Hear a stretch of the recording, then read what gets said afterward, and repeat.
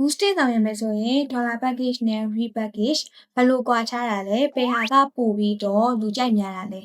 Dollar Package လေးကတော့ engagement နဲ့ message နဲ့တွဲပြီးတော့ကြော်ညာဆောင်ရွက်လို့ရပါတယ်သတ်မှတ် reach ကိုတော့အာမခံပေးထားပါဘူး3ရက်ကစပြီးတော့ကြော်ညာပေးပါတယ် reach package လေးကကြတော့သတ်မှတ် reach အရေအတွက်ကိုအာမခံပြီးတော့ဆောင်ရွက်ပေးပါတယ် spend dollar အမောက်ကိုတော့မဖော်ပြပေးပါဘူး4ရက်ကစပြီးတော့ဆောင်ရွက်ပေးပါတယ်ရှင်ဘယ် package ကပို့ပြီးတော့လူကြိုက်များလဲဆိုလို့ရှိရင်တော့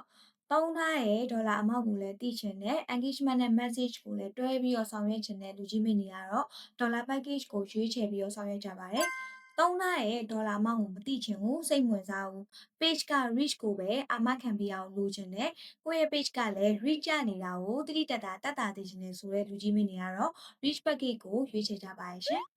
ဘယ် package ကိုပဲရွေးချယ်ချယ်ညီမတို့ auto book service ကနေပြီးတော့အကောင်းဆုံး target တွေကိုရွေးချယ်ပြီးတော့ဆောင်ရွက်ပေးနေပါရဲ့ရှင်